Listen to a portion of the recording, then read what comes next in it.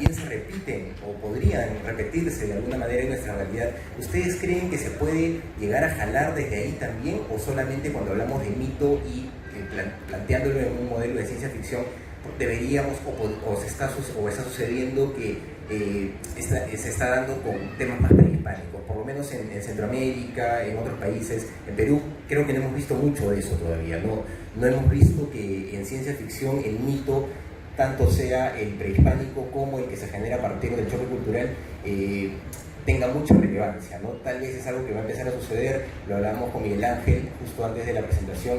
Tal vez lo más cercano es el cuento Quipucamayoc de Daniel Salvo, que habla un poco del tema incaico, ¿no? De cómo en base a la construcción de los quipus se termina por destruir un sistema, pero bueno, no te puedo hablar más del cuento. Entonces quería preguntarles eso, ¿qué tan versátil es esta posibilidad, qué tan flexible es esta posibilidad de jugar con el mito y plantearlos en escenarios de ciencia ficción desde las realidades, ¿no? de cada uno de sus países? Bueno, ante todo, gracias, señor, un caribeño, mulato aquí en Perú, todo un acontecimiento. Diría que es una invasión alienígena, ¿no? En otra versión. Pero nada, tu pregunta es súper interesante. Cuando estaba hablando con Miguel Ángel sobre este conversatorio, lo primero que le planteé, para que tengan una idea del brainstorming que tuvimos, fue: mira, oye Miguel, me interesa cómo explotar el concepto de la geografía mitológica de cualquier área, cómo se ha explotado desde los mundos perdidos, la fantasía oscura, sobre todo en la segunda mitad del siglo XIX, y en toda la primera mitad del siglo XX. Aquí en la región andina, con títulos que El país de los ciegos, de H.G. Wells, que es un mundo perdido, El rostro en el abismo, volveré más que adelante, de Abraham Merrick, que también se desarrolla en este mundo andino, descubriendo una civilización desconocida, porque el título del cual puedo dar referencia yo acá, que es Viaje al centro de los mitos, recientemente publicado por la Editora Nacional, es, digamos, y yo creo que con eso te estoy contestando la primera parte de tu pregunta, que es que todavía no.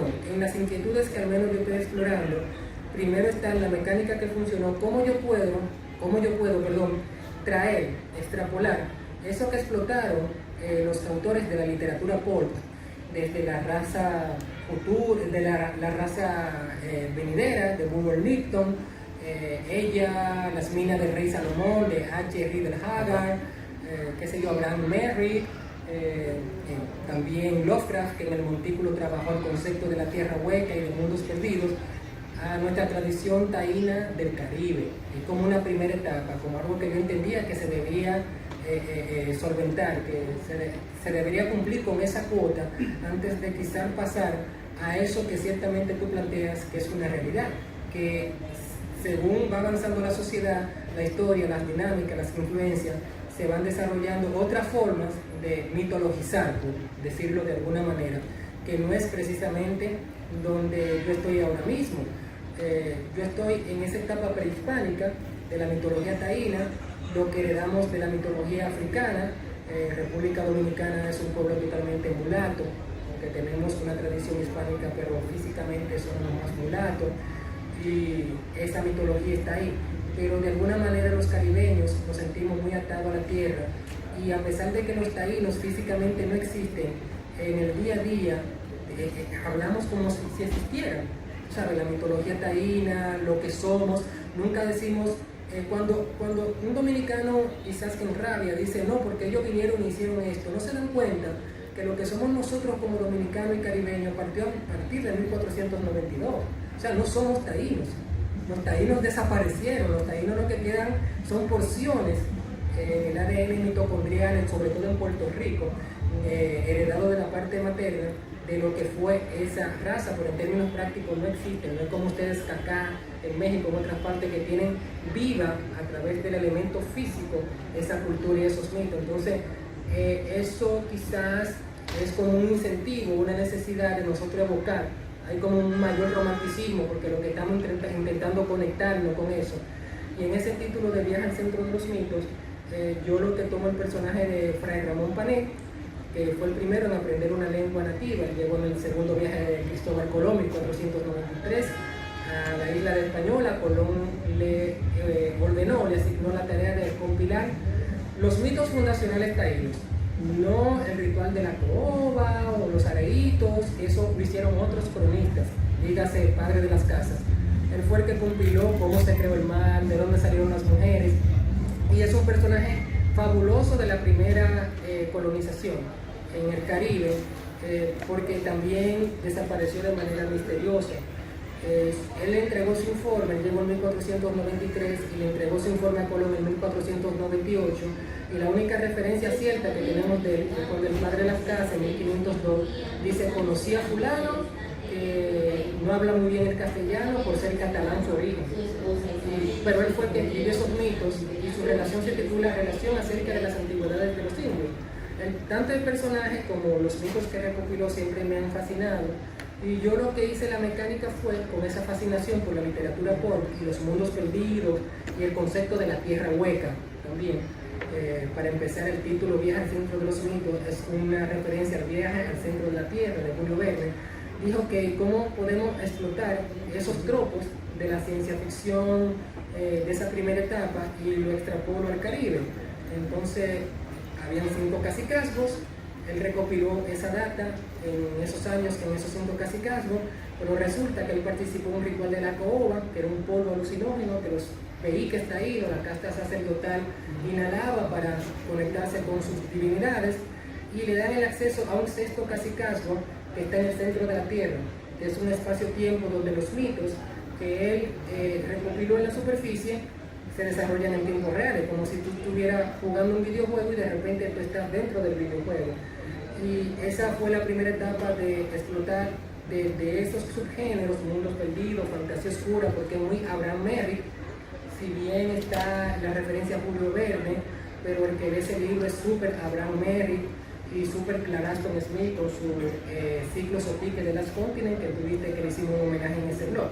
Entonces sí, ahora yo creo que he cumplido con esa primera etapa de explotar desde la ficción esa mitología, desde unos tropos bien pop, bien de fantasía oscura, bien de mundos perdidos, pero un contexto histórico, porque los mundos perdidos a veces tú tienes que hacerlo desde la contemporaneidad.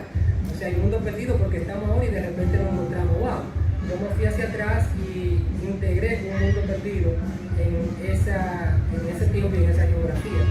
Entonces, Viaje al centro de los mitos como mi mayor respuesta a esas inquietudes. Ya hay otros mitos que también se van agregando.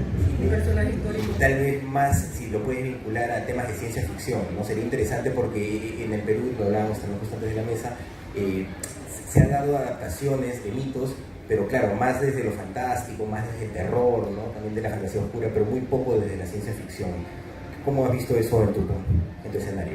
Justamente está todo este tema que, claro, los gobiernos militares en Latinoamérica en general tienden a arrasar un poco con ciertas cosas, como también a crear otras cosas. Tienden a arrasar con los mitos preexistentes como a crear lo suyo. En este caso tenemos a un dictador, Pinochet, que decidió quemar libros, arrasar con la literatura en Chile. Y de hecho hay un chiste muy interesante ahí. Durante la gran quema de libros en el 73, los militares quemaban libros del cubismo porque pensaban que tenían que ver con Cuba. Como era Cuba, era comunista, y había que quemar. Sí, ¿no? Es sorprendente cómo la ignorancia nos lleva a perder cultura, arte. Entonces, por eso digo, ahí hay una destrucción del mito muy importante, y el cómo se va creando otro, o cómo se va creando más que nada leyendas sobre el mismo. En este caso, lo decía hace mucho tiempo atrás, existe un problema que, claro, en la dictadura en Chile duró unos 17 años, y hasta el día de hoy estamos recién raspándonos un poco de eso. O sea, mientras tengamos una constitución que es de Pinochet, seguimos realmente en un gobierno de Pinochet. Es una cosa un poco bizarra y muy extraña eso. Entonces, durante gran parte de nuestro periodo, nuestra historia moderna, por decirlo de algún modo, ha existido muy poca ciencia ficción. Hay grandes procesos de la ciencia ficción en Chile y son muy puntuales por lo mismo. Entonces, durante años se trabajó netamente fantasía, terror, cosas que no te permitieran crear un imaginativo sólido hacia el futuro, sino que te permitieran rumiar las mismas ideas existentes. Entonces las ideas del mito eran siempre las mismas, siempre el mismo imaginativo, siempre la misma fantasía. Y ya entre el año 2010-2015 se empieza a dar un pequeño renacimiento de la ciencia ficción en Chile. Durante el 2018, cuando yo lanzo Maniseche, el mismo 2018, junto con otros amigos, estábamos abriendo un poco el tema del concepto de la creación, dar paso a nuevos escritores. Algunos tomaron el camino de crear la editorial y agarraron todo lo que pudieron agarrar y empezaron a crear ciencia ficción sin escrúpulos, si era buena, mala, divertida, aburrida, no importa. Y a mí me encanta, porque independiente de cuál sea la ciencia ficción que tienes ahí, tienes ciencia ficción y se empieza a dar del montón, empiezas a encontrar. Entonces se empezó a generar una que otra obra que hablaba justamente o trataba de hablar de los mitos y trataba de jugar con la ciencia ficción. Sin embargo, muchas veces el trabajo del editor es justamente generar una suerte de filtro, y sucede en Latinoamérica con esto de las editoriales de paga, que cualquiera que tenga un poco de economía puede publicar, que muchas veces no hay un filtro muy decente. Por lo tanto, no hay un sesgo de estudio prolongado de lo que se está haciendo. Tenemos acá al compañero que te puede decir al revés y al derecho lo que sabe y lo que entiende, como también podemos encontrar personas que dicen, no, si yo escribí un libro, y en realidad es un tipo que estaba en su casa, tenía ganas de escribir algo y le salió de las pelotas y se acabó. Entonces, cuando tú hablas de los mitos, tienes que hablar de una conformación de un universo un poco más complejo. Y la conformación de un universo es algo realmente difícil. O sea, estamos hablando de que un mito nace de la conformación de una sociedad misma. Entonces, imaginar como escritores nosotros una sociedad es posible, pero es un trabajo arduo. Entonces, crear una sociedad, para poder crear un mito, para poder tecnologizarla y avanzar al punto de la tecnología futurista y crear una consecuencia o una mezcla entre lo que tenga que ser el mito y la ciencia ficción es un trabajo que requiere de estudio, que requiere de esfuerzo, que requiere de trabajo. Yo tengo muchas ganas de hacerlo, pero tengo que sentarme a estudiar una cantidad de cosas increíbles, porque todos acá tenemos mitos distintos. Acá tenemos un panel con 3 personas de 3 nacionalidades distintas. Estoy seguro que hay mitos que están en común y tenemos mitos que en nuestra vida hemos escuchado del otro. Entonces, estudiar eso, poder plasmar eso, poder proyectar eso es complejo. Y eso requiere que estudiemos el tema a fondo. Entonces, en Chile se está dando, que se está creando, está saliendo. Pero ahora viene la parte en la que se empieza a filtrar, en la que empezamos a tener algo más conciso en cuanto al mito en sí mismo y la ciencia ficción. Voy a ser el antipático ahora que trata de hacer una cosa académica. En realidad es básicamente porque la ciencia ficción es un tema que yo toco tangencialmente, ¿no? Carlos es mucho más cultor de la ciencia ficción, y a Carlos Tañaro en la primera fila, por supuesto, con un clásico contemporáneo como Hiperespacios. En realidad, hay una idea muy establecida porque tiene un área de prensa y propaganda alucinante, que es que el realismo es la manera natural de contar historias, y eso es completamente falso. El realismo es una moda que se inventa en el siglo XIX. La manera natural de contar historias es y siempre ha sido lo fantástico. No me crean a mí, créanle a Jorge Luis Borges, o créanle a los mitos que conocen cada quien de su región. Un mito es algo esencialmente humano. Mitos griegos, Homero contando la Ilíada y la Odisea. Lo que pasa es que mientras más occidental parezca, nos parece más literario y menos mito, nos parece más escrito y menos oral, nos parece más válido, más académico y menos creencias, absurdas creencias panteístas, como diría cierto expresidente, espero fallecido. Digamos, el mito está muy vinculado con la religión. El mito, en idea esencial, es la explicación del origen de algo. Por ende, es algo religioso. En ese sentido, esa es probablemente la primera literatura, la que tiene este vínculo con explicar los dioses, que los dioses pueden ser además criaturas tangibles, un apu, una pacarina, una montaña o una laguna. Y la manera de contar historias era efectivamente exagerar de alguna manera, pero no es que la gente creyera a pies juntillas que eso que se está contando había pasado de verdad. Había un concepto de verosimilitud y la idea de esto es algo fantástico que me trae una metáfora que yo puedo entender. Incluso desde lo pictórico, cuando vemos las pinturas de las cuevas de Altamira, para hablar de un ejemplo bonito occidental europeo, los mamuts son figurativos, los mamuts tienen pelo, los humanos son palitroques. Ahí está todo. El humano es simbólico, el mamut es figurativo, intento de realismo. Maravilloso. Esa es nuestra manera de contarnos historias. Y lo pueden comprobar después con libros religiosos, con crónicas de Indias, que nadie en ese contexto creía en todo lo que escribían pues los cronistas españoles que ocurría aquí, donde hay historias alucinantes como Francisco Pizarro tomando un león en Piura. Dudo mucho que haya habido un león en Piura cuando estaba Francisco Pizarro, tal vez se emborrachó con un puma, ¿no? Pero las crónicas exageraban estos detalles. Ríos que se abrían para defender posiciones españolas, con el intento de toma de Mancoinca de Lima. La gente sabía que eso no había pasado, pero era el tipo de historias que se consumían. Con la picaresca, estamos hablando ya del siglo XIII, XIV en España, hay un intento por representar la vida cotidiana. ¿Qué pasa en la calle? La figura del pícaro.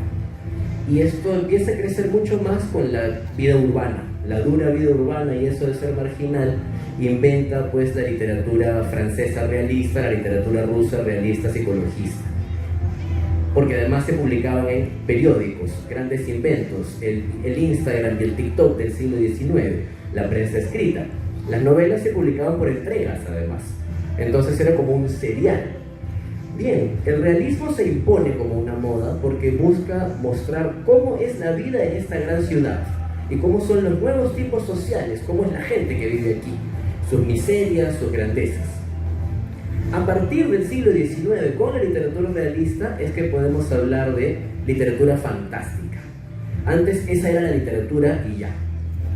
El realismo inventa la noción del fantástico e inventa categorías, que por supuesto nada es gratis. Está la división mito, que está vinculado con la oralidad, las historias que sobreviven más en el espacio que en el tiempo, porque el mito nunca muere, solo se transforma. El mito se expande y se contrae. ¿Dónde cuentan el mito del Incarri? Bien, esa es la clave de la longevidad del mito del Incarri. ¿Dónde creen en los pistacos? ¿Dónde se cuentan historias de pistacos? Esa es la longevidad de las historias de pistacos. Por eso de Ayacucho han llegado a Lima. Y probablemente hay algún peruano que ha visto pistacos allá en Miami, en Nueva York. El mito se expande en el espacio. Se inventa también la idea del fantástico, maravilloso, los cuentos de hadas europeos, que es algo así como mitos hispanoamericanos, pero como son europeos tienen otra categoría, ¿no? Se les ve más bonitos por ser europeos y porque los recopila gente como Charles Perrault o los hermanos Grimm. Y finalmente tenemos este género que nos convoca, perdón por tanta vuelta para llegar a esto, que es la ciencia ficción. Y es la tecnología, la ciencia, marca un cambio en la vida cotidiana que tiene otro nivel de verosimilitud. El lector de un texto fantástico puro se sorprende, piensa que lo que está leyendo es irreal. Y los personajes también. En la ciencia ficción, el lector piensa que lo que está leyendo es irreal, pero es la vida cotidiana de los personajes del libro. ¿Cómo podemos vincular mito con ciencia ficción si son dos construcciones del mundo que parten de dos concepciones del mundo, que parten incluso de dos soportes diferentes? La ciencia ficción nace escrita. Aunque hay quien podría pensar que la ciencia ficción tiene alguna base mítica, y pienso en, ya que están en Perú, dense una vuelta por Trujillo, por la Boca del Sol y la Luna, que tiene este mural, La rebelión de los artefactos. Literalmente son piezas de tecnología del tiempo Mochechimú que un buen día se rebelan contra los humanos porque están haciéndole mucho daño a la Tierra y los atacan. Yo sospecho cuando veo mi martillo en mi casa, en algún momento se quejará de que yo contamine. La lógica es que puede haber una raíz de la ciencia ficción en algunos mitos, y pienso en La rebelión de los artefactos, que además no están contrapuestas las maneras de ver el mundo del mito que busca el origen de algo, de una divinidad, de un espacio, de una especie, con las de la ciencia ficción. Pero lo hablábamos con Carlos, lo hablábamos con Jesús, con Odilius, hay pocos ejemplos, Odilius es uno de los pocos. Y en el caso del Perú siento que se abre una posibilidad a partir de esta pregunta. ¿Qué mito antiguo, qué mito de tradición oral puede encajar dentro de la ciencia ficción? La explicación, por ejemplo, de... Esta idea es de Carlos, se la estoy robando. La explicación, por ejemplo, del origen de las islas de Pachacamac. También si están por acá, vayan al oráculo de Pachacamac. Puede dar para una explicación científica que el mito encubre. El mito puede referirse a una tecnología previa a la llegada de los colonizadores europeos a América. Y ahí planteo una clave. Espero que esto esté siendo grabado porque espero recordarlo mañana para escribir al respecto. Puede conectarse efectivamente por el intento de explicar algo que es mágico. Los moches chimús pensaban en los objetos como algo mágico en la rebelión de los artefactos. Hace un par de meses la gente no vivía paranoica pensando que la inteligencia artificial iba a quitar su trabajo, y posiblemente lo haga, no estoy diciendo que no, pero no es la inteligencia artificial la que está explicando cosas, reemplazando cosas y convirtiéndose en una especie de mito contemporáneo. Es posible para gente de nuestra edad pensar en la tecnología como algo no mítico. ¿Cuánto de mítico hay en la tecnología en sociedades como las hispanoamericanas, que produjeron tecnología alta antes de la llegada de la conquista y hoy de pronto no producimos tecnología como los surcoreanos, los taiwaneses o los japoneses? ¿Cómo explicar nuestra tecnología prehispánica? ¿Cómo era la vida en esos tiempos cuando nos enfrentamos a tratar de reconstruir una historia que no quedó escrita? Y creo que hay posibilidades ahí literarias y de pronto se me ocurre también antropológicas para tratar de entender cómo somos. Un viejo prejuicio decía, en Perú no puede haber ciencia ficción si no se produce tecnología. Bueno, vamos a Gamarra, ¿no? Y vamos a ver cuánta gente utiliza otro tipo de tecnologías aquí. Creo que hay muchas posibilidades en el pasado, en el presente, y la ciencia ficción siempre tiene que ver atrás para tratar de imaginar nuestro futuro. Excelente. Una que ya estaba preexistente. Y eso evoca un chiste muy bonito. ¿Tuviste los picapiedras? Entonces te diste cuenta que los picapiedras tienen mucha tecnología, extrañamente, estamos en una sociedad muy prehistórica. Pero también viste el supersónico. Entonces te dice que en algún punto los supersónicos llegan a un punto que no puede avanzar más, la sociedad se derrumba y tiene que volver a comenzar. Entonces los picapiedras realmente son no lo que está antes, sino lo que está después, porque de hecho se le da la Navidad. Entonces, esta conquista de la tecnología previa existe de alguna otra manera. Y la podemos ver claramente en las pirámides. Y uno dice, no, las pirámides marcianas, ¿qué?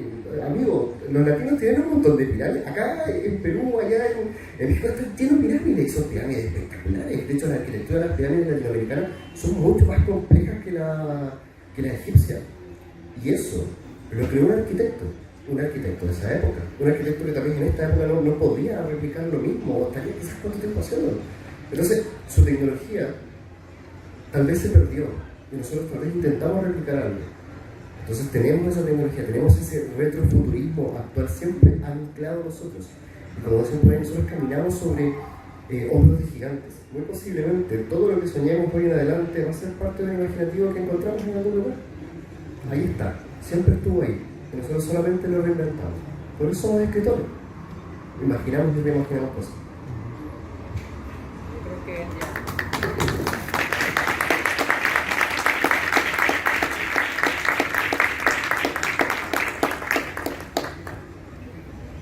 No, diría que lo mismo. Tecnología inversa, tú dijiste, no sé, eso sería tecnología antigua, ¿no? Algo así. Mencioné, exacto, paleocontacto. Bueno, yo mencioné a Eric von Däniken. Yo disfrutaba los libros de Eric von Däniken con la misma fascinación de cualquier escritor de ciencia ficción.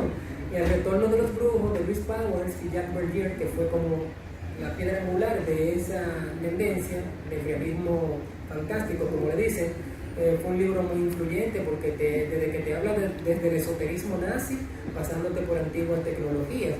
Y sí tiene la misma fascinación, tiene la misma apelación, impacto a la imaginación, y eso que me gusta mucho, que es el sentimiento de lo maravilloso, que yo creo que es un trabajo de ciencia ficción, por más racional que sea y lógico, y ni hablar de fantasía, si no te da ese shock que tú dices, wow, que tú no vas a tener una conclusión necesariamente racional e intelectual, sino que tú lo sientes a través como de una especie de catarsis, de éxtasis químico en tu cuerpo, le falta algo. Y eso lo provoca esos textos de tecnología inversa. Hasta luego. Bueno, eso ha sido todo en esta mesa de Mundos Perdidos. Muchas gracias a todos por su asistencia, gracias a los geniales escritores que hemos tenido acá, internacionales, en representación pues de la Cámara Peruana del Libro, que genera estos espacios tan importantes de debate, de diálogo y que permiten seguir ahondando en temas tan interesantes como la ciencia ficción, que este año creo que ha tenido un boom importante, ¿no? Editorialmente y pues también comunicacionalmente hemos visto que se ha movido bastante. Gracias a todos por su presencia, nos vemos luego.